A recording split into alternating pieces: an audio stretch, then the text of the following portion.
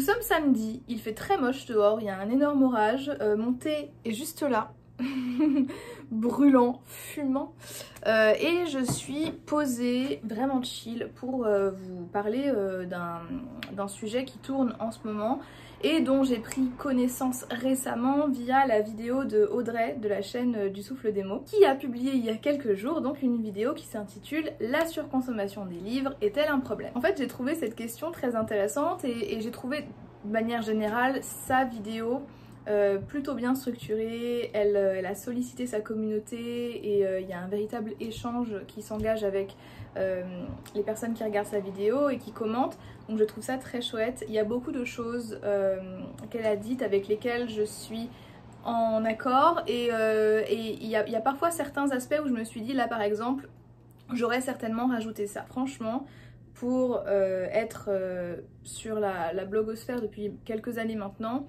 la question de la surconsommation, c'est pas quelque chose de très récent, c'est pas quelque chose de nouveau, on en parle depuis très longtemps. Comme le souligne très bien Audrey dans sa vidéo, c'est vrai que on le remarque de plus en plus parce qu'il y a de plus en plus de créateurs et créatrices de contenu dans le domaine du livre et que on retrouve énormément de contenu avec des titres un peu tapageurs dans lesquels les créateurs et créatrices disent qu'ils ont acheté 30 livres, 50 livres, en faisant comprendre avant même de cliquer sur la vidéo, donc que ce soit dans la miniature ou dans le titre, qu'ils ont dépensé énormément d'argent et qu'ils ont accumulé beaucoup de livres. Si vous cherchez quelque chose de très argumenté, de très structuré, je vous invite à passer votre chemin. En revanche, je serais très curieuse d'avoir votre avis sur cette soi-disant surconsommation du livre. Je vais commencer cette vidéo en disant que de manière très personnelle, et encore une fois tout ce que je vais dire ici n'engage que moi, je suis un peu fatiguée d'entendre parler de surconsommation à tout va. Je m'explique. Pour ceux et celles qui le savent, ça fait maintenant 5 ans que j'ai quitté la France et que je vis aux États-Unis pour mes études principalement. Et en 5 ans de vie ici, dans une des premières puissances mondiales, je me suis rendu compte en fait qu'en Europe et en France plus particulièrement, on avait la chance d'avoir quand même une sensibilisation écologique. On est un petit peu au courant de ce qui se passe, on recycle pas mal, les mesures écologiques justement et environnementales s'insèrent dans les lois, donc il y a vraiment des obligations. En fait, il y a une sorte de responsabilité civile presque à s'inquiéter et à s'intéresser un peu à l'environnement. Et je peux vous dire que ici ce n'est pas le cas. À plusieurs niveaux, et clairement je ne vais pas rentrer dans les détails, mais je peux vous dire que la responsabilité et parfois la culpabilité qui en découle en France, que l'on peut éprouver lorsqu'on décide d'aller faire du shopping, d'acheter des vêtements, de participer à la fast fashion, de s'acheter des choses, en fait de s'acheter du matériel, sachez que ici on a une approche très différente. Ici c'est la clim sans arrêt, qu'il fasse beau ou non dehors. Dans la ville dans laquelle je me trouve actuellement, donc la Nouvelle-Orléans, on ne recycle quasiment pas. Donc dans l'immeuble dans lequel je suis, je ne recycle pas parce que les éboueurs, lorsqu'ils viennent prendre les poubelles, ne font pas la différence entre les déchets non recyclables et les déchets recyclables. Donc le recyclage ne sert à rien, voilà. Et d'ailleurs, il n'y a même pas de recyclage de verre à l'échelle de la ville non plus, donc on ne recycle pas le verre. Donc voilà, déjà, ce qui nous semble basique et primaire en France, c'est pas la même réalité ici. Je vous mettrai d'ailleurs une vidéo que j'ai prise il y a genre 2-3 jours d'une maison dans mon quartier. Sachez qu'à chaque fois que je passe devant cette maison, les ventilateurs qui se trouvent donc à l'extérieur sur le porche fonctionnent. Voilà. Les Américains aussi adorent les lumières, donc qu'ils soient à la maison, qu'ils dorment ou qu'ils sortent, il y a toujours des lumières d'allumées. Voilà. Donc en fait, tout ça pour vous dire quoi? Pour vous dire que en vivant moi cette réalité-là et en étant dans ce contexte-là et en me rendant compte en fait que je vis quand même dans le pays qui représente une des premières puissances mondiales et qui a si peu d'intérêt pour l'environnement, je suis un peu saoulée en fait qu'en France ce soit radicalement opposé et qu'on culpabilise parfois à l'extrême les citoyens et les individus. Je dis pas que c'est une mauvaise chose de responsabiliser, moi c'est vraiment la culpabilité qui m'énerve un peu.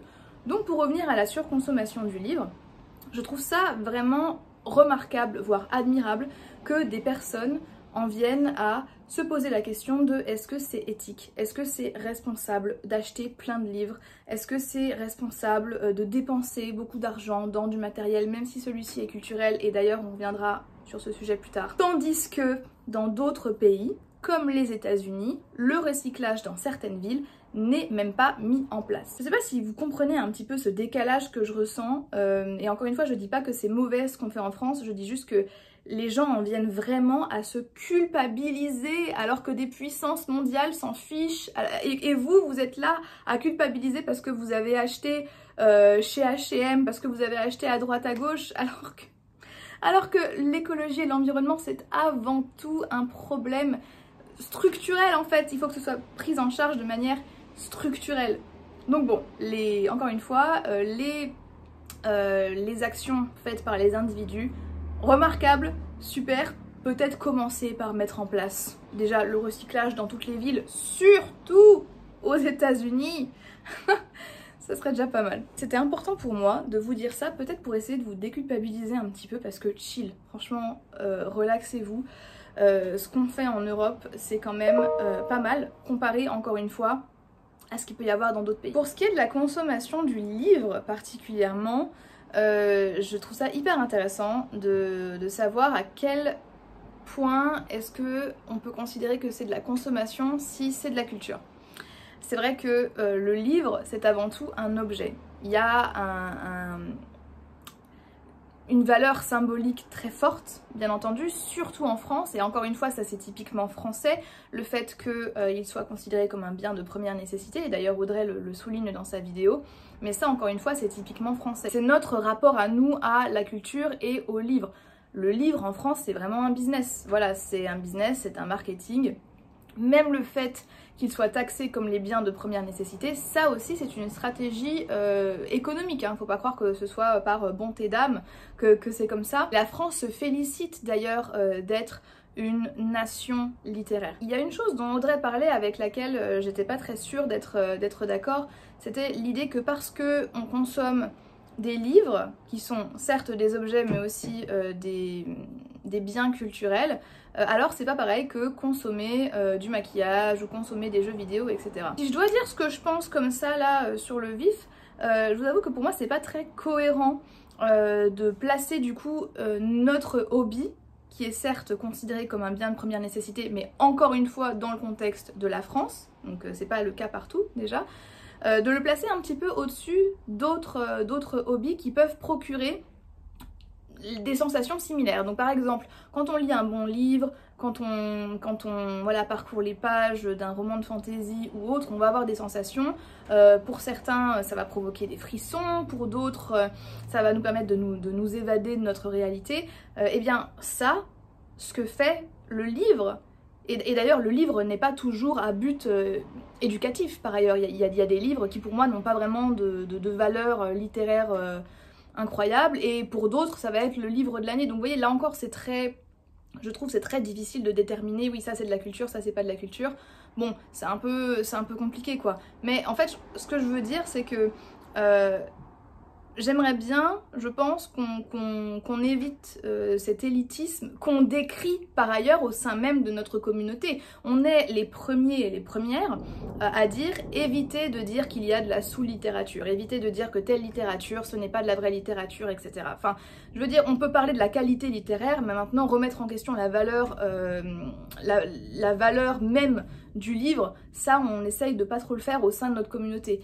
Pourquoi est-ce que du coup, parce qu'on lit des livres, parce qu'on consomme de la culture, on viendrait placer ça au-dessus d'un autre hobby, d'une autre passion qui pourrait, qui peut parfois sauver des vies en fait. Il y a des personnes qui se sont réfugiées dans les jeux vidéo ou dans le maquillage, pour qui c'est une vraie thérapie en fait, vous voyez, et je cite les jeux vidéo et le maquillage, mais il y a tellement d'autres choses. En fait, je trouve que l'excuse de dire c'est pas de la surconsommation parce que c'est du livre et que donc du coup nous on a un pass, c'était un peu comme ça que je l'ai compris. Je crois que pour moi, en tout cas personnellement, c'est pas très recevable parce que je suis pas trop fan de placer genre la lecture au-dessus d'autres hobbies. D'autant plus qu'acheter un livre, et on le sait très bien, vous et moi, acheter un livre ne s'accompagne pas toujours de lecture. Parfois on achète un livre juste pour l'objet, parce qu'il est beau. On a déjà, je sais pas, on a déjà un exemplaire de ce livre. Par exemple, voilà, Edgar Allan Poe. Allez, typiquement Edgar Allan Poe, moi je commence à quand même bien connaître sa bibliographie. Ça ne va pas m'empêcher d'acheter des livres que je trouve magnifiques et que pourtant je ne lirai pas parce que je les connais déjà, mais juste pour avoir l'aspect collection. Donc vous voyez, en fait, il y a aussi ça dans la communauté littéraire. Donc ce qu'on ne veut pas faire entre nous sous littérature, machin, etc., évitons de le faire avec les autres hobbies. En tout cas, c'est mon avis. Je serais très curieuse de savoir ce que vous en pensez, donc n'hésitez pas à me dire ça dans les commentaires. Il y a une autre chose aussi que je voulais rajouter par rapport à la vidéo d'Audrey et avec laquelle je suis plutôt à l'aise de discuter puisque je suis concernée. Donc Audrey répète quand même à plusieurs reprises dans sa vidéo que son cas est très spécial parce qu'elle est créatrice littéraire, qu'elle en a fait son métier, et je trouve ça très bien qu'elle le rappelle parce qu'en effet sa situation est un peu différente. Ce que je n'ai pas retrouvé dans sa vidéo, et peut-être que c'est pas le cas pour elle, mais moi avec mon expérience sur Booktube, expérience personnelle mais aussi pour en avoir parlé à mes collègues, ce que j'ai pu remarquer de malsain avec notre manière de consommer les livres, c'est que quand on fait des vidéos, quand on est créateur, et d'ailleurs je pense que ça s'est accentué avec le fait qu'on ait une rémunération aujourd'hui, il y avait à un moment donné une sorte de course au book haul. C'est-à-dire que votre rapport au livre change totalement. Au tout départ, on avait des meufs qui n'avaient pas spécialement de partenariat, pas spécialement de rémunération, et donc qui créaient du contenu qui était adapté à leur consommation. Aujourd'hui, parce que les livres sont devenus un business et c'est une très bonne chose, c'est l'inverse. C'est-à-dire que notre consommation de livres va venir s'adapter à notre contenu internet. C'est un fait, je dis pas que c'est une mauvaise chose, je dis pas que c'est une bonne chose, mais c'est un fait. Donc il a fallu un peu réajuster. Même à l'époque, quand je suis une vieille, quand c'était pas encore rémunéré et que les gens n'en faisaient pas encore leur travail, je peux vous dire que, étant donné qu'on savait que les book hauls étaient les vidéos qui rapportaient le plus de vues, on achetait tout et n'importe quoi. Voilà. Je parle en mon nom, je peux vous dire que j'ai eu la confirmation d'autres créateurs et créatrices de contenu pour en avoir parlé avec eux. Alors je dis pas que c'est des livres dont on n'a pas envie en fait, mais juste des livres vraiment dont l'achat aura été un peu conscientisé au préalable, avec comme objectif de pouvoir créer du contenu et de pouvoir faire des grosses vidéos book haul avec plein de nouveautés, etc. Je faisais ça avec les livres que j'achetais, et d'ailleurs il y a beaucoup de livres que j'ai dû revendre ou donner parce que ils avaient été achetés sur un coup de tête et pour des raisons qui n'étaient pas pérennes et valables, mais aussi dans les partenariats, parce que fut un temps, on recevait quand même très souvent les catalogues des éditeurs et des éditrices, et on pouvait choisir les livres qu'on voulait. J'ai demandé des livres qui de base ne m'intéressaient pas et vers lesquels je ne me serais jamais tournée, juste parce que je savais que j'allais pouvoir faire du contenu avec. À ce moment-là, je pense qu'on peut parler peut-être de consommation et de surconsommation du livre, parce que l'objectif n'est pas simplement de satisfaire une curiosité ou un besoin quel qu'il soit, mais surtout de proposer du contenu pour avoir de l'audience, pour attirer des vues. Ça, je trouvais ça important, je pense, de le rajouter parce que pour le coup, c'est une réalité et moi, j'essaye de ne plus le faire. Maintenant, je vais pas vous mentir que des fois, je me dis putain, ce serait quand même plus simple si j'achetais plus souvent des livres parce que ça veut dire que je pourrais proposer plus souvent des book hauls. Et les book hauls, qu'est-ce que c'est? C'est des vidéos qui sont faciles à faire. C'est des vidéos qui attirent toujours. La preuve, hein, avec j'ai acheté 30 livres ce mois-ci, j'ai acheté 40 livres. Mais moi la première, j'aime bien regarder ce genre de vidéos. Mais voilà, c'est pour vous dire à quel point, oui, consommer le livre, parfois on peut parler de consommation et que c'est pas toujours sain parce que l'objectif derrière n'est pas toujours, encore une fois, de se cultiver, Voilà. J'aimerais vraiment que cette vidéo me permette d'avoir votre avis là-dessus. Je pense que vous ne serez pas tous et toutes d'accord avec moi et encore une fois c'est pas grave, genre chacun son avis. Moi, comme je vous l'ai dit, j'ai aussi mon expérience de vie qui fait qu'à un moment donné, ça m'énerve de voir qu'on culpabilise les gens à ce point. Et encore une fois, je ne dis pas que responsabiliser les gens est une mauvaise chose. Je dis que, selon moi, là, de ce que je peux voir, on a dépassé la responsabilité. On passe vraiment au fait de culpabiliser. Et je pense que je vais conclure en quelque sorte en disant que de toute façon, selon moi, encore une fois, on ne conscientise pas en culpabilisant.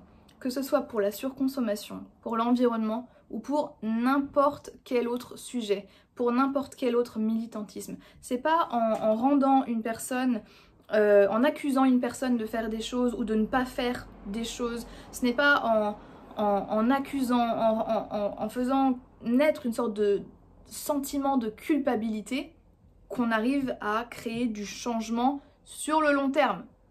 Je dis pas que la personne va pas genre décider de aller au lieu d'acheter ce livre là sur Amazon, elle va l'acheter en librairie. Je dis pas ça. Je dis juste que pour moi, les prises de conscience, elles doivent se faire à la base de l'intérieur. Alors c'est bien que les gens sensibilisent, c'est bien que la parole se libère sur certains sujets, c'est super et je suis vraiment la première parce que moi-même je me considère comme militante sur plein de niveaux. Mais la culpabilité, vraiment, enfin aujourd'hui on a des personnes qui n'osent même plus dire qu'elles voyagent parce qu'elles ont peur, surtout des influenceuses et des influenceurs, parce qu'elles ont peur qu'on les prenne à la gorge en disant ah c'est pas éco-responsable parce que tu prends l'avion et ton empreinte carbone. Oula, on se calme en fait. Enfin c'est vraiment un climat et encore une fois, que ce soit pour l'écologie mais pour tout autre sujet, c'est un climat un peu oppressant je trouve. En plus avec la communauté littéraire on n'est vraiment pas en reste. En ce qui concerne le recyclage, en ce qui concerne la consommation de biens déjà utilisés, donc les livres de seconde main, etc. Donc franchement, je pense oui, faisons attention aux endroits où on achète, faisons attention peut-être à acheter des livres pour des raisons qui sont, en tout cas qu'on juge valable, parce qu'encore une fois là c'est très variable en fait, encore une fois on parle d'éthique donc chacun a sa propre éthique, donc je trouve ça fou d'établir comme vérité générale une forme d'éthique, voilà, parce que vous savez qu'en fait quand on parle de surconsommation, est-ce qu'il y a un palier? Par exemple, est-ce que acheter genre 19 livres en un jour c'est considéré comme de la surconsommation? Mais alors du coup ça veut dire que 18 c'est pas de la surconsommation? Vous voyez en fait la ligne est tellement minime. Enfin bref, voilà cette vidéo pour vous dire que moi personnellement je trouve ça marrant qu'on ait ce genre de discussion. C'est bien je trouve qu'on ait ce genre de questions également parce que ça veut dire qu'on se questionne et se remettre en question c'est vraiment la clé pour grandir. Encore une fois peu importe le domaine. Je sais pas si cette vidéo servira réellement ou si j'enfonce juste des portes ouvertes mais c'est pas grave, je le dis. Tant pis si je me prends un shitstorm pour ça. Il y a encore une fois des responsabilités à avoir en tant que citoyen. Maintenant, les actions individuelles doivent être soutenues par des moyens structurels. Il faut que ce soit systémique tout ça, sinon ça marche pas. Et encore une fois, quand on vit dans une ville comme la Nouvelle-Orléans, où on a des catastrophes environnementales comme les événements de Mardi Gras, où vous voulez vraiment pas savoir à quoi ressemble la ville une fois que Mardi Gras est passé, parce que c'est un amoncellement de plastique et autres ustensiles à usage unique, ou même le recyclage qui est quasiment inexistant, ou en tout cas le recyclage du verre qui n'existe pas ici. Voilà, ça vous fait prendre un peu de recul. Et la responsabilité c'est bien, responsabiliser les grosses entreprises, responsabiliser l'État, c'est peut-être la première étape avant de culpabiliser les gens. Voilà, c'est ce que je voulais dire. J'espère que cette vidéo vous a plu. C'était vraiment une vidéo discussion, pas vraiment débat, parce qu'encore une fois je trouve qu'il y a du pour et du contre en fait à cette histoire de surconsommation. N'hésitez pas à me dire ce que vous en pensez. Si vous voulez que je parle d'autres sujets comme celui-ci dans les vidéos à venir, ce sera avec plaisir. Et sur ce, je vous remercie d'avoir regardé cette vidéo et je vous dis à bientôt pour une nouvelle vidéo. Bye bye.